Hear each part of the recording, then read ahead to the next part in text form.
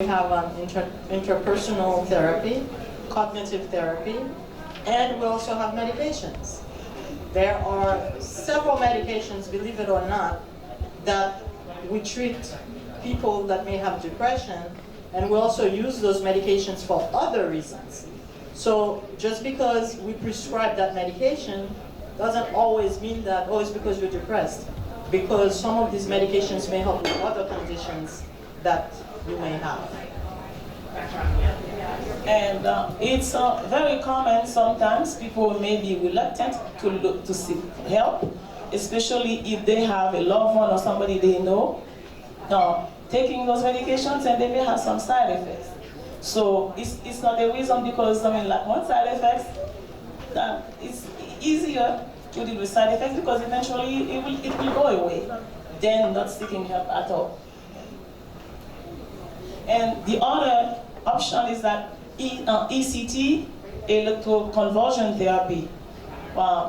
This one, it's this option is whenever, I mean, it's like for the severe type of depression, or you treat it like recurrent type of depression, because it's a little bit more, I would say, not really invasive, but it just can cause something we use for seizures. So it has some side effects. So that's why it's very important, again, that you try to target your symptoms earlier. And there is another option, is the TMS. The transmagnetic stimulation is another option that is used, but it's not very common. It's uncommon, but it's also an option. The best option is early intervention, so that we can start with therapy. We can maybe look at some medical conditions, if there are any underlying conditions that we can address. We'll look at some lab work. We'll look at maybe certain medications that may cause certain problems.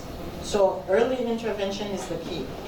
So you guys have a questionnaire there. That's your personal questionnaire. Nobody needs to see it, nobody needs to read it. That's for you to determine where you are. And you can use this tool. You can bring it to your friend, you can bring it to your family member, you can bring it to your colleague, you can bring it to whoever, and say, I came to this event with the Haitian American Nurses Association. I got this questionnaire that was very interesting. I'd like to share it with you. Fill it out for yourself, and I don't need to know it, but if your number is between this and that, please get some help. And then I think we have two scales. There is one also for anxiety in the same sheet you have. Because anxiety and depression symptoms, they kind of, intertwine. So don't be surprised if your score for anxiety maybe is very close to the depression, because those two usually they go hand in hand. Yes, thank you. So then with the PHQ-9 is the one that's on top of your form there. If your number is between 0 to 4,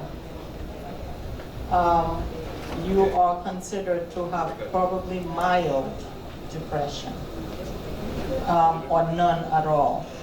Because 4, sometimes people don't answer. Remember, this is like a questionnaire to not to give a diagnosis, but to see where you are at. So many times you may not complete it the way that you should. Maybe, maybe let me give myself a 2 instead of a 3. Let me give myself a 1 instead of a 2. So at a 4, you may want to redo the questionnaire, make sure you're not at a 5, because from 5 to 9, we need to make some type of intervention. Yeah. And then tell me, it's not about where you wish you were, but it's just where you are. What is it? That's what it is. So it's it doesn't matter you score like 10 or 27. The highest is 27. So from 5 to 9 is like mild. So you don't really need medication because it's a very mild type. So that's at that point, that's when you can do therapy. It's good to do therapy. You can be responsive to therapy at mild level. But once you reach the moderate, which is 10 to 14, at that point you may consider doing both medication and therapy.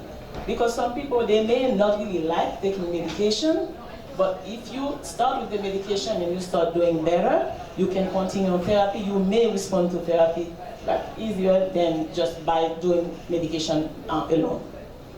Yes, and at this point too, when we hit the number 14, 15 through 27, definitely you want to look at suicidal thoughts, because right now we're into a moderate to severe depressive state. And as far as the anxiety is concerned, that's another way that many times we ignore when somebody is irritable or they're anxious. We misjudge them. And many times it's because there is a problem. And very often people that have anxiety is because they have depression too. So this is the score. From 5 to 9 is mild, and then 10 to 14 is moderate. Greater than 15 is severe, and that's the time that we want to make sure that we look at suicidal thoughts, because being too anxious sometimes can lead to thinking of suicide.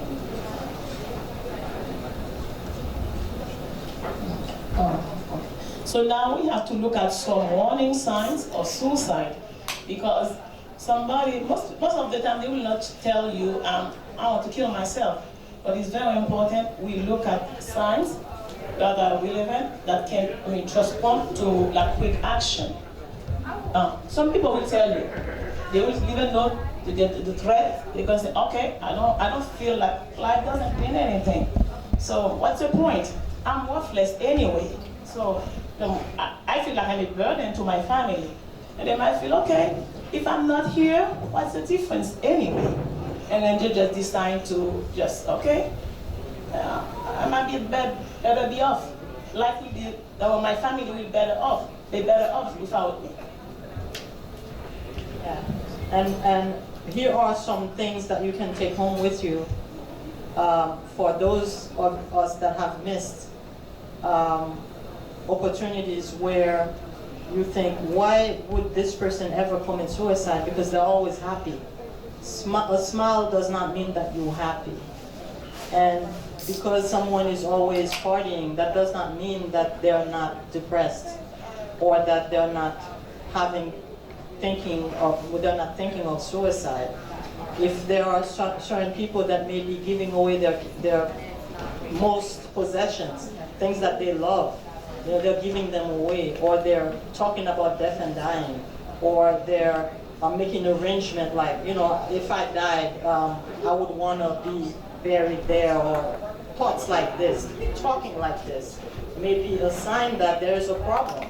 And we need to be there to catch it, and don't ignore it, and especially don't make fun of it, because mental health is serious. Just like when you have diabetes, just like when you have a stroke, when you have a heart attack, people that have atrial fibrillation, people that have asthma, that's your favorite one.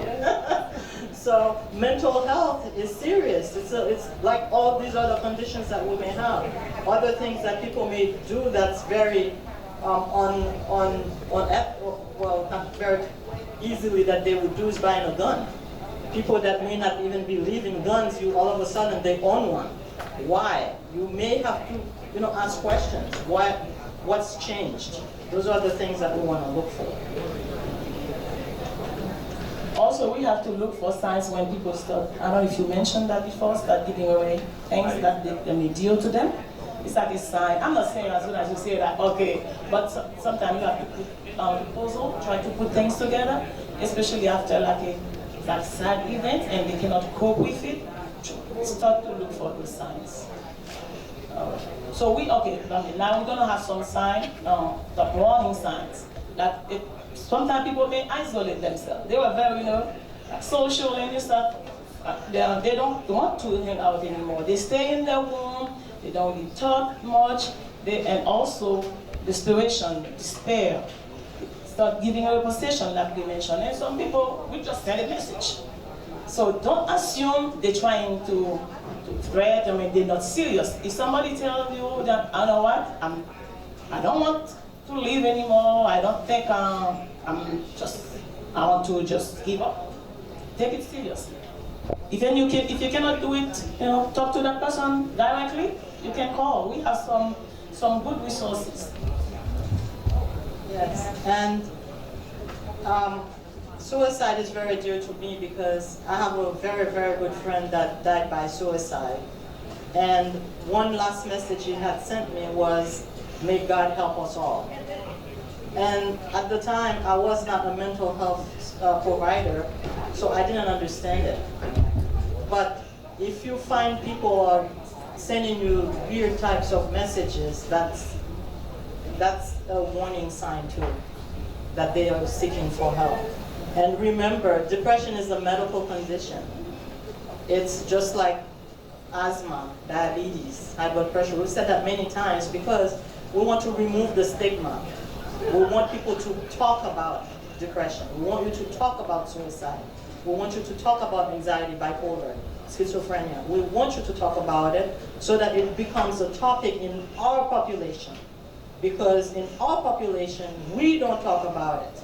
We need to start talking about it because we're tired of losing us. I'm sorry about your loss, Dr. Kosusumo. I didn't know about it. I know I never have experienced that. I can imagine how hard it is. And also, don't be afraid to offer your help to someone who is depressed, because most likely they're not going to come to you and ask. You just be willing. You just ask, tell them, I'm here for you. I want to help you. And also remember, especially in our population, Haitian, black, male, black male, you have to be strong. No. Depression is a sign of weakness. Absolutely. Seeking help is the sign of strength. So when you go and you say, listen, I don't feel well. I've seen patients that come to see us, and they come because they've hit the pinky finger on a table, and they're here because it's painful. And there isn't even a scratch on the finger. And we take it seriously, because they would not come to us if they were feeling well. So let's talk about your mental health. If you're thinking about suicide, you're depressed, you're hopeless, you're not enjoying the things that you used to enjoy, that's a big hurt. It's not a little hurt. I've seen people all day come to me, I have a runny nose. I prescribe them what I need to, even if it's over-the-counter medication, we do that. So then if we're going to take a cold seriously, take your mental health seriously. You are not alone, and life is worth living. Suicide is the wrong route. Choose the right one. Seeing a mental health professional is a sign of strength, we say again. It's not a sign of weakness. And it is okay to ask for help. And forget the stigma. Mental health is everywhere. And your health, you don't have health if you don't have mental health. So that comes first. So you are not alone. We're here. We can help. We are part of HANA. So you can just, there is several ways you can reach out to us. Also, let's say you cannot reach out to us. We have like a suicide hotline. There's the short number, it's like a 988, like 911, but for mental health, it's 988. You call, you find some 24/7, you'll find someone to help you. And also there's another number. Yes, it's 1-800-273-TALK, and it's right there on the board for you guys to write it down. Please put it on your phone. You can also call 911. If you have a medical provider, they can also help you find support there. And we thank you for doing your part. And mental health, as we've said, is serious. And we need everybody to take it as serious as it is. So just is the takeaway, so ask yourself, what would you do if your child, suffering from asthma? Would you not take him or take her to see somebody who can help? It's the same thing. You just go ahead and then call, just reach out to us or call the emergency line if it's serious. And I also thank you for your attention and thank you for supporting HANA. Yes, thank you so much, everyone.